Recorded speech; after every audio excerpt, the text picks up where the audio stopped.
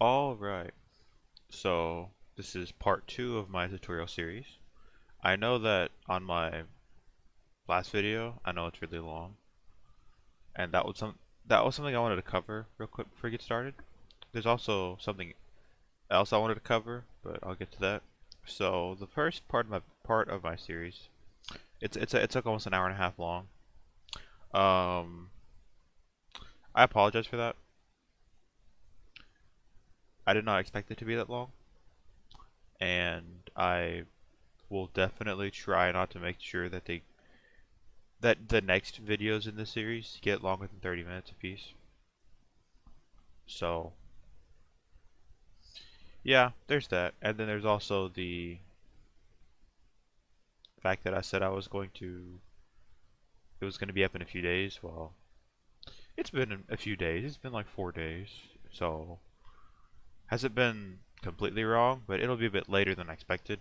I just had like some college stuff to get out of the way, but yeah. With that said, we're gonna continue our adventures with John Tutorial. So what we went over before was the weapon we made, which was a quarterstaff. So you can make a quarterstaff. It takes a while. As you see, it takes an hour for a +3 15 bash weapon with some really good movesets, or techniques when wielded. Like +3 to accuracy. The 2 hit bonus is +3, which is arguably one of the most important stats on a weapon. Because I don't remember if I went over this in the last video, but I'll go over this again, just for the sake of making sure it's explained properly. So, you can see my cursor. So the melee damage stuff here I will explain in a bit more detail than last time. So, the 2 hit bonus, if you've ever played anything like D&D, you'll know what this is. This is how accurate it is.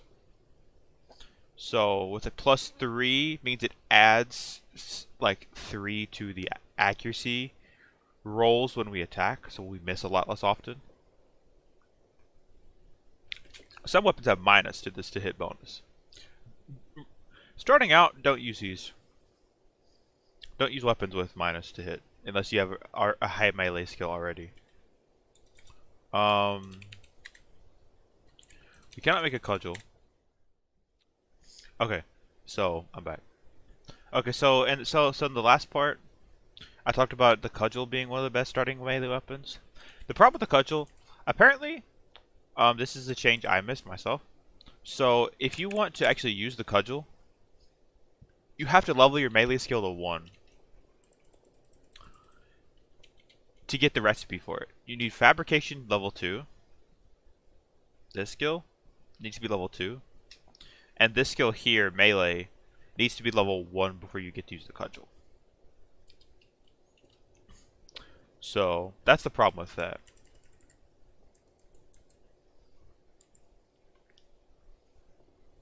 So if you want to use a club instead of a quarterstaff, you can make the wooden club. I'm going to stick to the quarterstaff though. Now the problem with the quarterstaff is it is a long weapon, so you can't just put it in your pocket when you don't need it.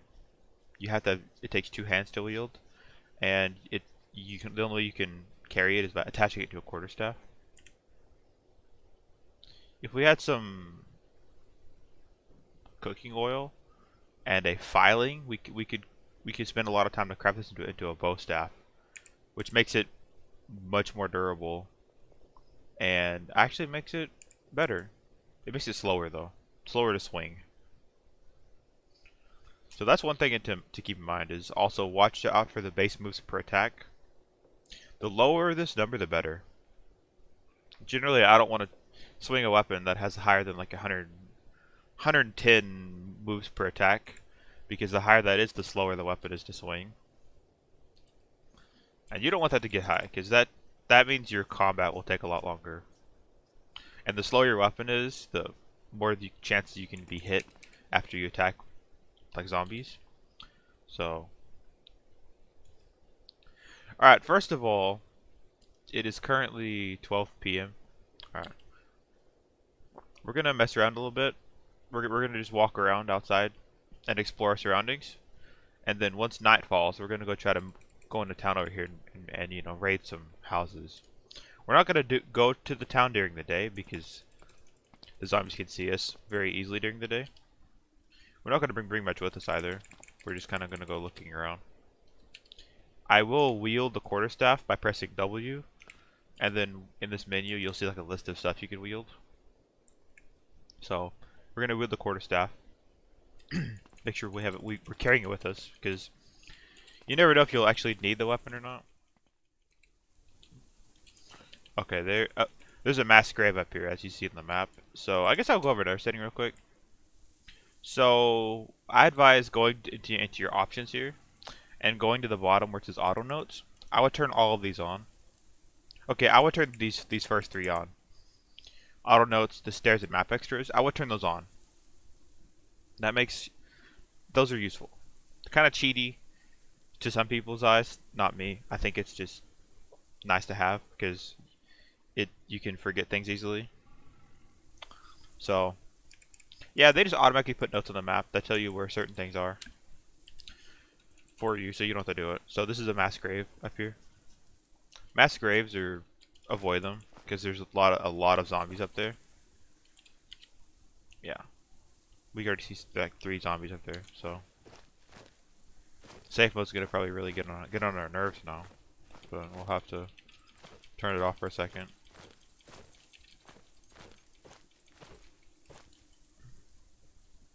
Okay, I guess this town must extend over here. Okay, so I'm gonna say real quick. Okay, so here's a tip. You see these zombies? Let's see. Yeah, these zombies are fine.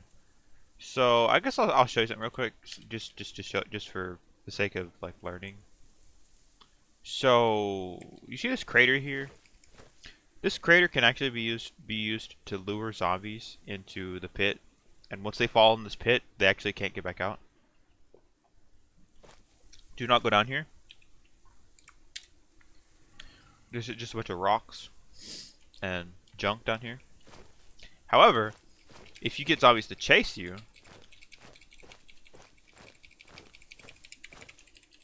they cannot. Remember, they cannot catch us. Our speed is 110. So even if they wanted to, they can't catch us. Even this dog over here, if it chased us, it couldn't catch us. We're gonna let them get close to us. We're gonna run away and lure them. Now now to do this, you're gonna lure them around the pit here, and you're gonna have them walk into the pit with their pathing, and they'll all fall down this ledge, and they won't get back up. So now they fall down there, and they can't get out. So these zombies have been dealt with.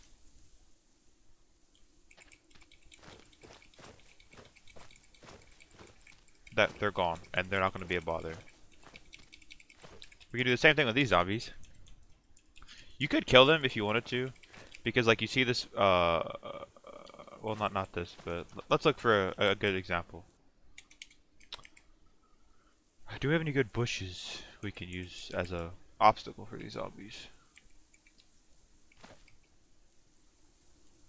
I see a bush way down there, but let's just continue luring them into the pit. You could kill them in combat if you really wanted to, but I think the pit is just a much safer option to get rid of them. Because remember, there's very little incentive to kill them. So this isn't a game where we level up by killing a bunch of enemies. It could be if you have mods. It could be.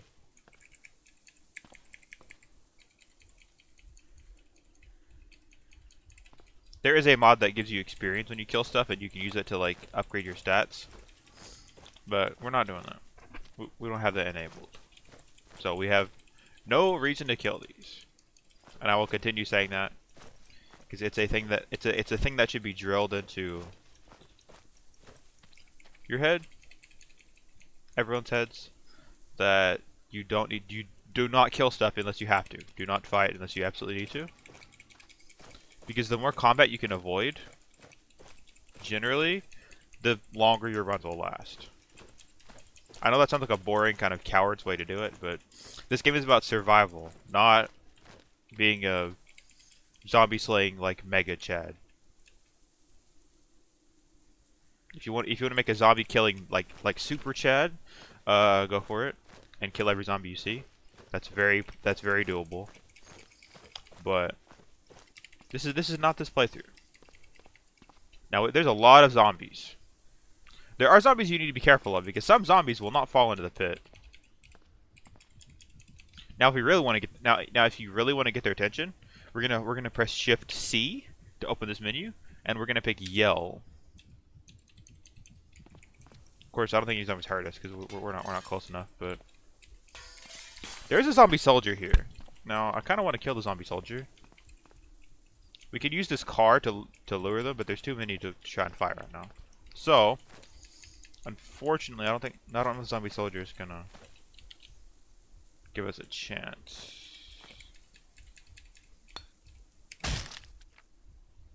Yeah, there's no way. That armor's gonna make him like impossible to kill.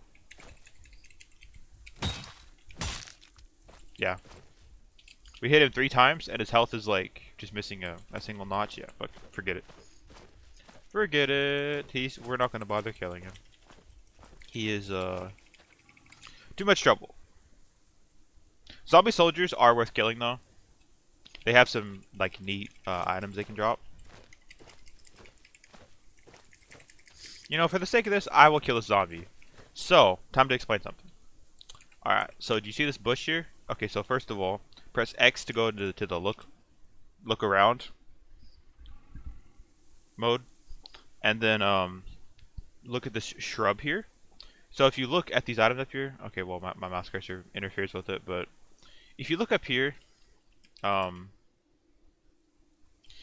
every item has a move cost up here in this menu.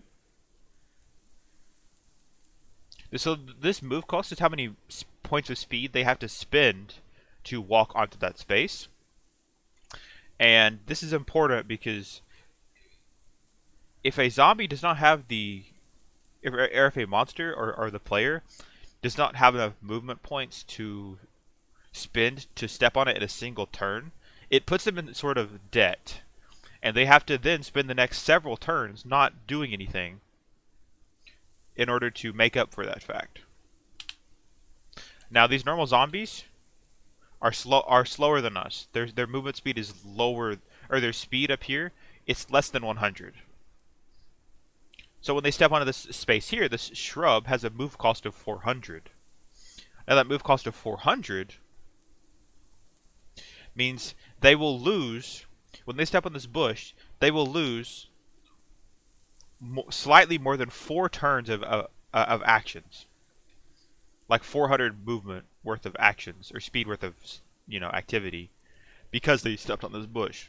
So what we're going to do, we're going to lure him on this bush.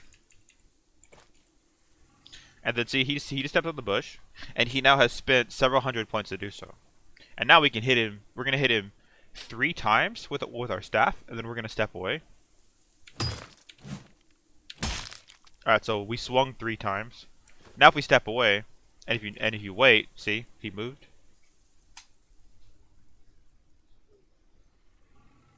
No. No.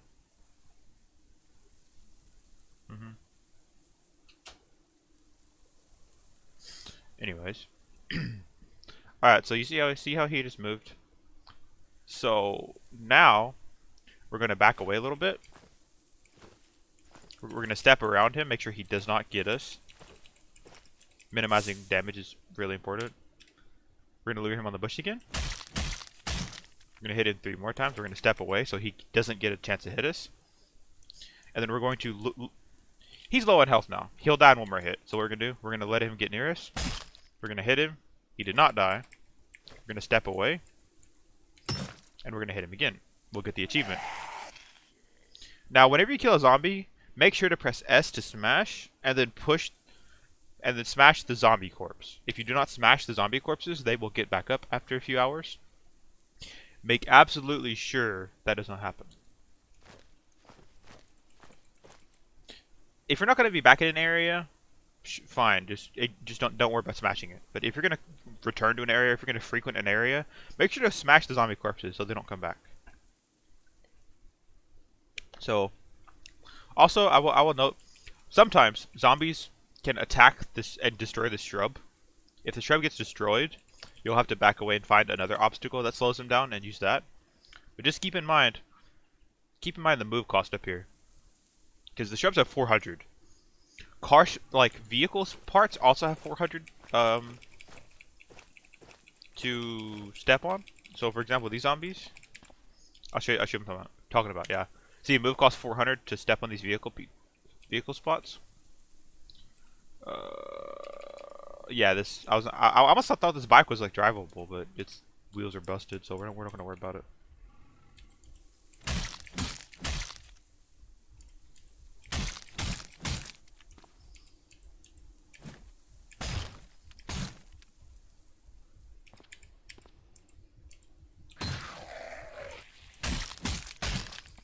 Yeah, see, if you were to kill these zombies, you absolutely could.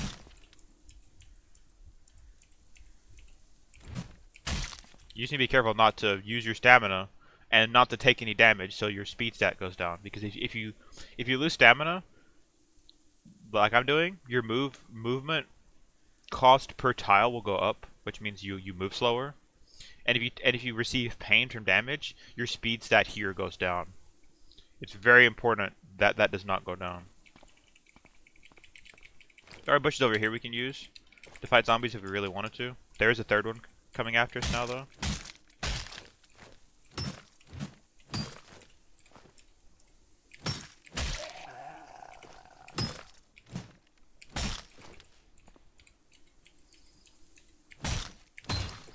So yeah, if you know how to move, you can kill zombies using you know, a kind of hit and step away strategy.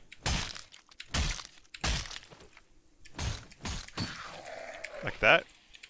So use your surroundings to your advantage is my advice. So we sort of cleared this area. As you see, there's some zombies up there. We're not gonna worry about those zombies. They're not a problem. We will sneak up here and smash this corpse. What's up here? Oh, it's a bunch of dogs. Okay, so this wouldn't be a problem because zombie dogs actually cannot destroy stuff. Like they can't tear the fence down. The normal zombies, the zombie child and the normal zombie up here, they actually can destroy the fence. Normally these dogs wouldn't be a threat because the dogs can't get out of the fence. These dogs can't get out of the fence. Let's put it that way. However, this zombie child and the zombie can actually tear the fence down and let the dogs out. So what we're going to do, we're going to go up here. We're going to let them tear that fence down.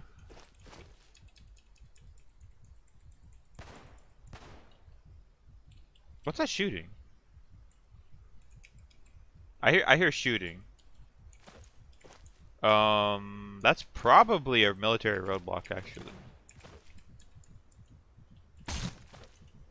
Okay, we almost got damaged, actually. We just got grabbed.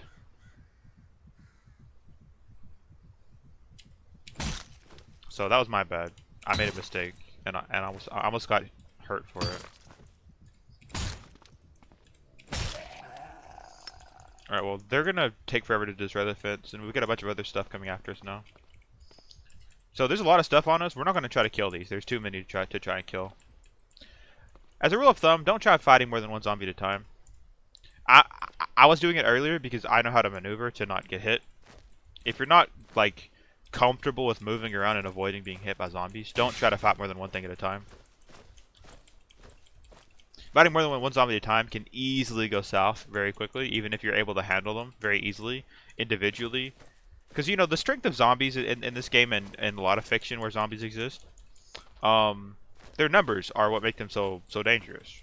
It's not the individuals that make them dangerous. Remember, respect the numbers of the zombies. Even normal weak zombies can really, like, kill you very easily if you really get lazy or lax on your caution. So, into the end of the pit they go. Of course, if there's no pit to deal with, this don't work, of course. You may not be lucky enough to have a crater outside of town like that. If there isn't, you'll have to wait until I show you what night raiding is, and you'll have to do night raiding to loot buildings and all that. So if you can't do the strat, then don't worry about it because I'm just showcasing a strategy. All right, so we have a new zombie. This is a zapper zombie. Now the another thing about the zapper zombie. So the zapper zombie, if you hit him with a weapon that can conduct electricity, he will shock you, and your body parts will take damage, and you'll receive pain for just hitting him. Do not melee this zombie if you have a weapon that conducts electricity, like a metal weapon, like a crowbar. Do not hit him with a metal weapon. I'm fine. I have a staff. He won't hurt me if I hit him with the staff here. I'll show you. Of course, he moved off of that tile in a really weird way. I think it's because the tough zombie pushed him off of that tile he was on, but... Well, we're going to loop to the pit. There's several more things on their way, and I kind of want to make sure they follow us, too. I think the tough zombie is faster than them. Yeah, the tough zombie is faster than normal zombies. So do not overlook that. A tough zombie is faster than these other zombies. So make sure you keep that in mind. So if you notice, he's kind of outpacing the others now. So make sure you keep that in mind because the faster the zombie is, the harder he will be to deal with on like fighting him by luring him onto like terrain that slows him down. Because he'll actually spend less time being slowed down by it. We're gonna go down here to this house. Okay, we're just gonna smash the window. We're not gonna worry about prying it open. Okay, so this house is a duplex. So yeah, looting buildings is like a big part of this game. And once you get into your first two houses, you can get a lot of food early on really quickly. But I will show you a way to loot easier. So normally you can loot by just pressing G and just picking where you want to loot like this. Okay, well we hit the jackpot. Unbelievable. I'm gonna put that in my pocket and talk about it later. So, anyways, that's a topic for later. What I just found, but so you can press G and pick something and look over it, and you can see everything in that tile that is stored for loot. So we have sugars and a bunch of spices and salt and stuff. And time. However, if you want to loot everything around you, like efficiently, you can press it'll be on your number pad, or it'll be on your keyboard. It is the / key. Remember the question mark to open this menu. Press that without pressing Shift, and you'll open this menu. This is the Advanced Inventory Manager menu. Now, there's a bit to explain here, but I'll explain what we need to. And I want to explain stuff unless it's relevant. So this menu is divided into two windows. So the window on the left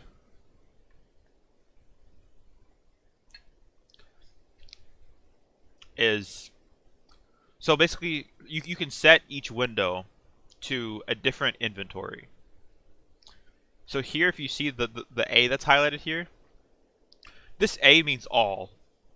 And if you look, you have these directional numbers. So if you press 2 on the number pad, this will show everything in the inventory in the tile, all items in the tile highlighted appear. So if we have 2 highlighted, that means the tile directly south of us, one tile south of us, will be shown. If we press 5, it says up here directly below us. It's this tile that we're looking at right now. If we press 4, it's west, one tile west. If we press 1, it's one tile southwest, etc. If we press A, this is the surrounding area. This is everything underneath me, and within one tile around where I'm standing. So this shows everything from the all 9 squares surrounding me in a 3x3 grid, sort of. So you can look through this menu and loot this way instead if you want to loot several several tiles at once. Now you can press S here. S opens this menu. This allows you to sort each window separately by whatever you choose. I would recommend setting this to category. Set both of them to category. So they're sorted much cleaner. Secondly, set this window to all and leave it that way. Don't worry about changing it. And then the second window, you can press tab to switch between windows. In the second window, make sure the second window is set to I. Now which window is which does not matter. You can have I on the left window. If you look up here, I shows your inventory. This is what we have in our pocket. And this is the surrounding area. Which is where does not matter. This could be on the right, all can be on the left, surrounding area can be on the right, etc. I like having inventory on the right. That's just my habit. But if you highlight an item and you press enter, you'll put it in your pocket. So for example, these batteries. If you press enter on the batteries are now put in our inventory. You can see here that they are in our inventory now. We're gonna loot the long strings, and we'll loot also these knives up here. Don't worry about these knives. However, there is knives you should look out for. You want one of them. So you want a carving knife or a chef's knife. Or sorry, not a chef's knife, a butcher knife. So we're gonna grab the carving knife. And then I guess you could grab the candle if you want. We don't really need it, but you can grab the candle. There's a screwdriver. We already have a screwdriver. There's pliers. I think. Let's grab the pliers. We grab a kettle or a teapot if we wanted. Alright, we're gonna loot these tiles too. But this isn't like a full legit like playthrough unedited. Oh yeah, here's a question I was gonna ask for future videos. I forgot to ask this earlier. So for future videos, should I do a more edited style and just cut all the dead air when I'm going to places or doing stuff? Or should I leave that in so you can see the full unedited gameplay of what I'm doing? Because I could just like do cuts of redundant things, like like me looting this house, for example. I can just cut out a lot of the boring redundant looting and then just kind of do a summary afterwards, or cut to stuff that's worth noting while I'm looting and just highlight that part. If you are watching the series and you do want to leave a comment, then you can tell me how you'd prefer the editing. So there's stuff we can loot here. We're gonna loot the butter, and we're gonna loot the we'll just loot the butter, and we'll loot the jam, I guess. We're gonna press E and F. We're just gonna eat stuff out of the fridge.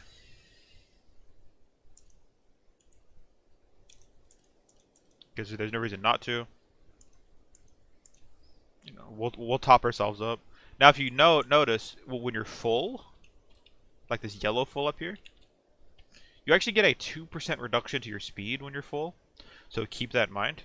It does very slowly or very slightly slow you down. That is something you should keep in mind. As a rule of thumb, don't loot it unless you really think you need it. Is this a... This is not a quality thing. Okay, let's...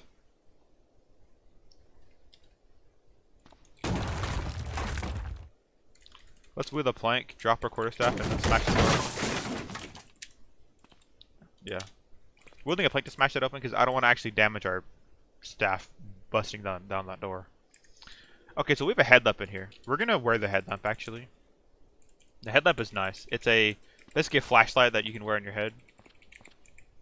I know that's really obvious, but I'm just gonna point out anyways. No medicine in this bathroom. Alright. There's nothing else I really want in this house, I don't think. Might be something down here I missed. Okay, there's a zombie in the next house over, I believe. Who is currently on his way over here. Oh, okay, it's a brainless zombie. Alright, I'll explain the brainless zombie real quick. So the brainless zombie, they cannot see. They're actually unable to see. They do not have eyes to see with. They can hear, however. Grab the candle. We'll grab the. Actually, we wouldn't need to grab the lighter. We wouldn't need to grab a flashlight either because we have the headlamp. Let's see. We'll grab the butter, the cheese, frozen lemonade, I guess. We'll grab the battery. We'll grab the duct tape. We'll grab the strings. There's some more stuff here. Let's grab the fruit jam. Let's grab the maple syrup, the peanut butter, the bread, the cereal. Okay, so our inventory is now full.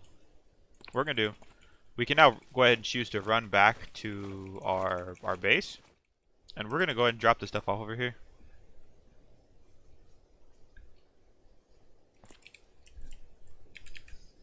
Alright, so I guess real quick, I'll talk about that thing I found, and why it's exciting to find that. Alright, so we dropped our stuff. So the atomic coffee maker. This atomic coffee maker is unique because it's a really rare find you can come across in houses, just in general. Now, the atomic coffee maker is interesting because the coffee maker can be used to heat up and cook very basic things.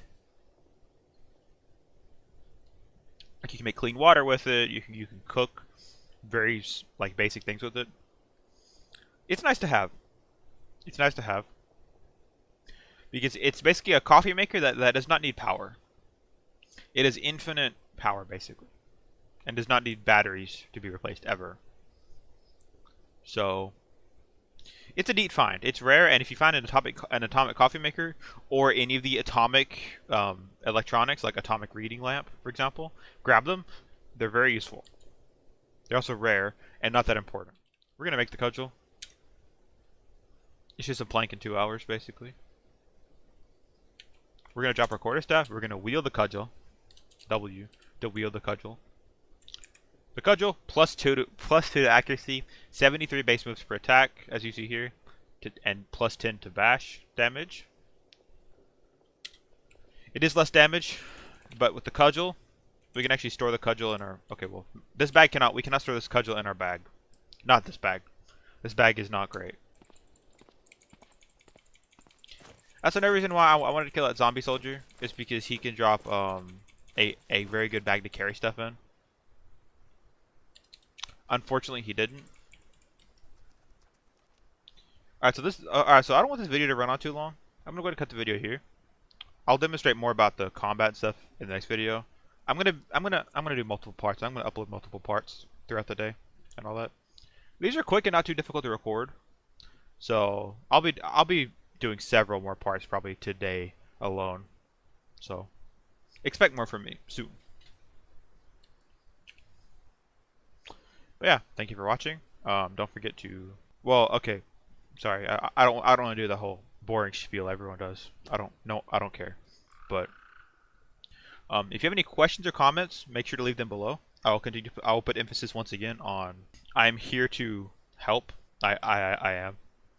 And if you have any like feedback or suggestions about this video series, especially with the question I asked earlier about should I edit this or should I have, you know, cuts, or should I leave the unedited like dead air in so you can see what I'm doing step by step, it's up to you. Questions or comments, make sure to leave them below. I will respond to everyone I see worth responding to. So yeah, thank you for watching, and I'll see you in the next part.